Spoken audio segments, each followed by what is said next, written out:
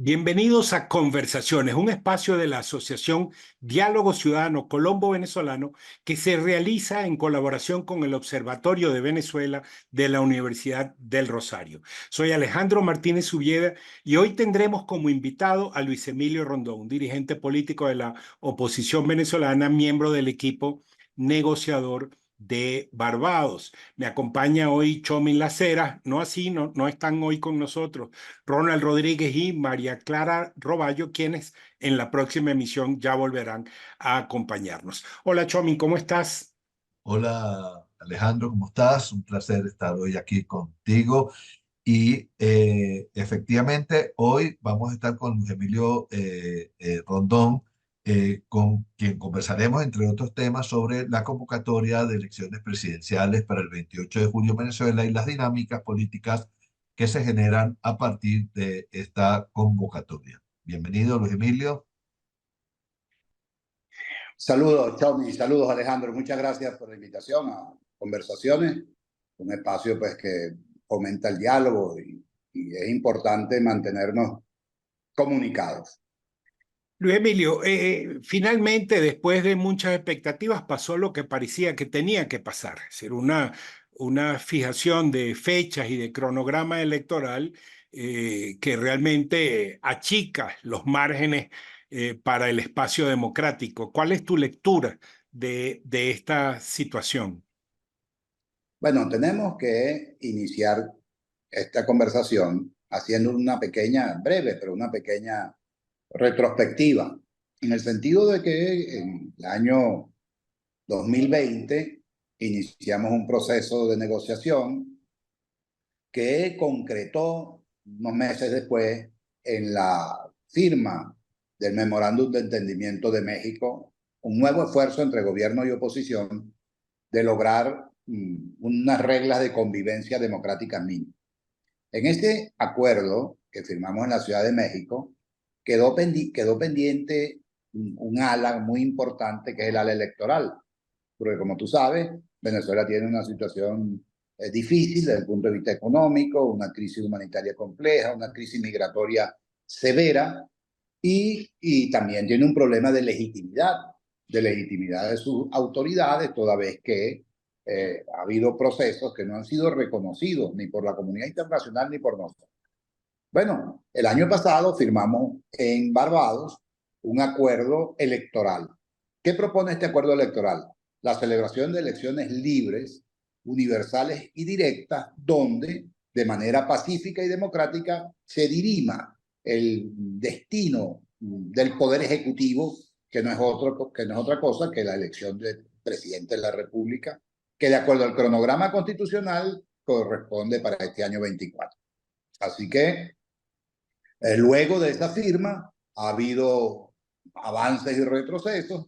La gente del régimen se empeña en querer hacer las cosas a su manera. Bueno, y ahora estamos ya con un cronograma electoral que no nos sorprende. Tiene como fecha de la realización de las elecciones el día del nacimiento del presidente Chávez, al cual quieren hacer el candidato porque pretenden eludir al candidato real, que es Nicolás Maduro. El candidato no es Chávez, Chávez no está en este plano terrenal, y ya han comenzado con los medios a una épica de la gestión chavista y de Chávez en su tiempo. Bueno, pero podemos decir que uno de los elementos planteados en el cronograma acordado en Barbados se está dando. Es decir, que la elección será en el segundo semestre del año 2024. Nosotros habíamos planteado regresar a la tradición venezolana, que fuese el primer domingo del último año electoral, es decir, el primer domingo de diciembre del año 24. Pero eso no fue posible. Ellos pretendían que fuese en el primer trimestre y consensuamos el segundo semestre. Bueno, ya con el cronograma andando, veremos. De todas maneras, una elección el 28 de julio no va a ser lo suficientemente adecuada si, como nosotros aspiramos, logramos alcanzar la presidencia de la República. ¿Por qué? Porque tendríamos agosto, septiembre, octubre, noviembre, diciembre y 10 días de enero para que se produzca el cambio de poder entre el presidente en ejercicio y el presidente electo. Insólito que no nos dan ni 6 meses para la realización de las elecciones y de un eventual cambio de gobierno ellos se aprovecharían de 6 meses, de acuerdo al propio cronograma constitucional, para intentar, me imagino, como hicieron en el año 2015 con la Asamblea Nacional, establecer una cantidad de barreras y de obstáculos que impidan que haya un tránsito fluido e inmediato entre el gobierno que sale y el nuevo gobierno que llegue. Ahora, Sí, Luis Emilio, se ha Luis, dicho mucho claro, como la fecha coincide con lo que se planteó en Barbados, que era sumamente laxo, ¿no? Porque daba unas chances allí, quizá que ayudan poco.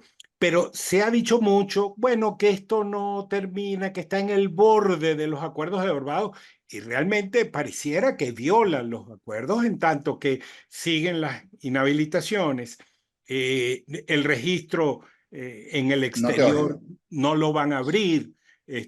A duras penas puede que permitan votar a quienes ya están registrados. Entonces, hay severas limitaciones de lo que estaba acordado en Barbados. Bueno, fíjate tú, el cumplimiento del acuerdo, desde luego que no ha sido lineal, ni ha sido a satisfacción nuestra, que tenemos profundas observaciones a las formas como ellos han ido desdibujando el acuerdo. Y últimamente, el jefe del grupo negociador de Maduro dice que el acuerdo de Barbados es un subconjunto, que el conjunto es el que él constituyó después. Mira tú, qué barbaridad, diciendo que todos sus aliados son el conjunto y que nosotros la oposición somos el subconjunto. Pero esas son las formas psiquiátricas de entender la política del señor Rodríguez. Nosotros acordamos en Barbados que cada grupo iba a tener libertad para escoger su candidato. Y ellos sabían, porque el país lo sabía, que íbamos a hacer un proceso de elecciones primarias. ¿Qué pasa? Que no pudimos aceptar la oferta que a última hora nos hizo el CNE de organizarnos, porque lo que querían era encaratar, como se dice en Venezuela, el caldo. Y nosotros hicimos nuestro proceso en nuestra propia cuenta y seleccionamos nuestro candidato. Ah, bueno, en el acuerdo de Barbados teníamos un mecanismo previsto para resolver eso, pero no se resolvió. Ellos decidieron mantener la inhabilitación de María Corina Machado en contra del espíritu del acuerdo, porque si nos acordamos, y tú escoges tu candidato y yo escojo el mío, después que yo escojo el mío, tú lo vuelves a inhabilitar o lo mantienes inhabilitado, pues estás irrespetando buena parte de esa primera fase de la libre selección. Ok. Es como que si nosotros dijéramos todo aquel que esté perseguido, tenga alguna sanción internacional, no puede ser candidato a la presidencia de la República. Hubieran pegado el grito al cielo porque el señor Maduro tiene una sanción severa por parte de la administración de los Estados Unidos que le puso precio a su cabeza. Bueno, pero en esa fase estamos intentando con la presión internacional, la presión interna, resolver ese nudo. Tenemos un plazo que nos obliga a trabajar a marcha forzada para que se pueda inscribir la candidata que fue electa en las elecciones primarias de la oposición. mira, Luis Emilio, te referiste al tema del adelanto electoral y en el caso pues, de un hipotético triunfo de la oposición, se generaría esa situación donde un candidato de la oposición gana, pero el gobierno pues sigue gobernando durante 6 meses, ¿no?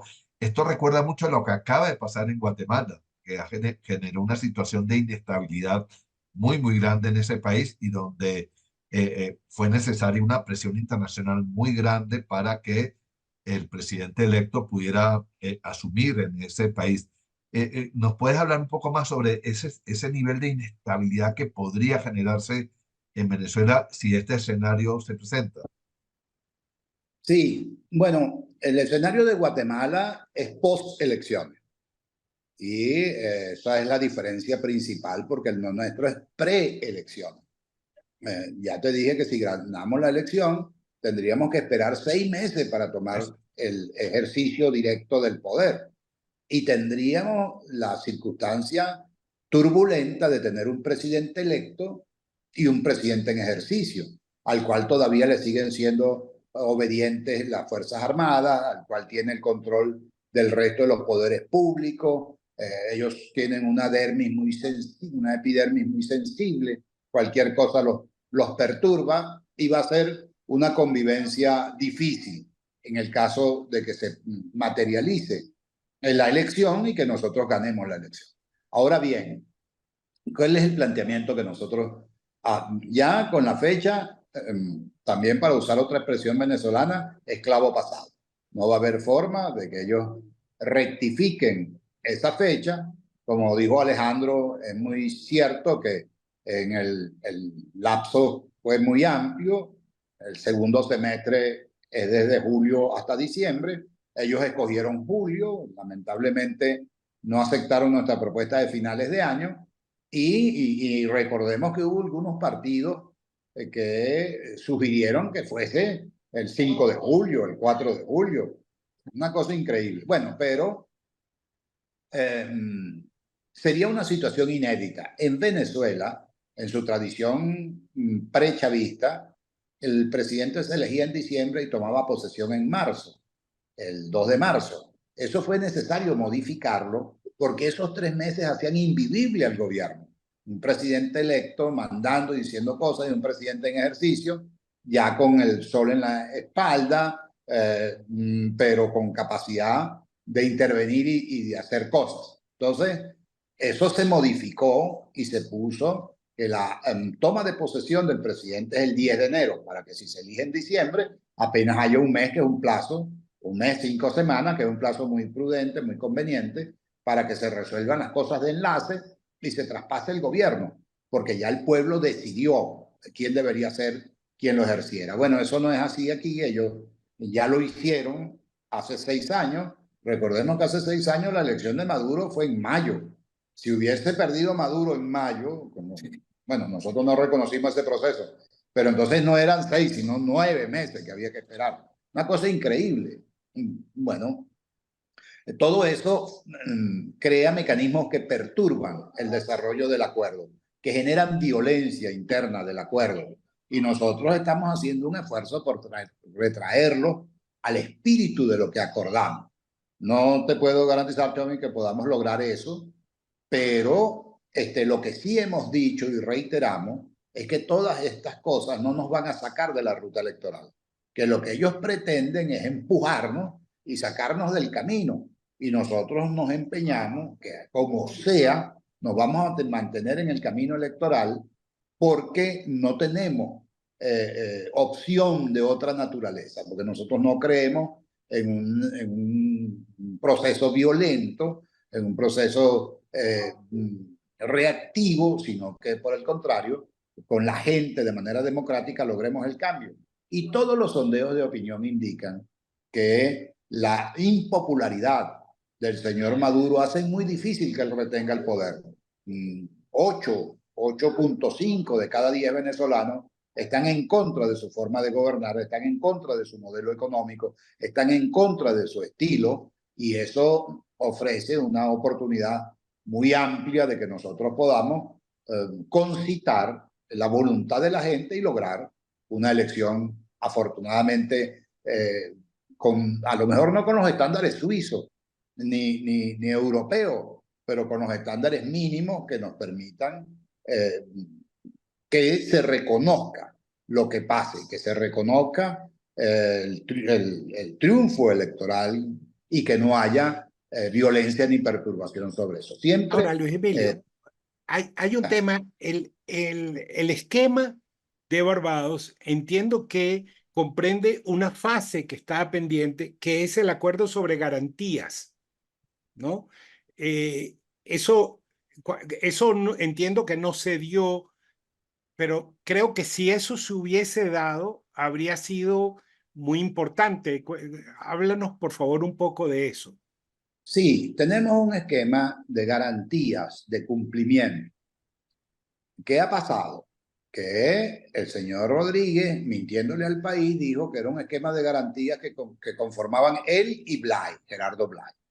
Eso no es verdad. Se constituyó una comisión con presencia del Reino de Noruega a los efectos de hacer el cumplimiento de todas las etapas.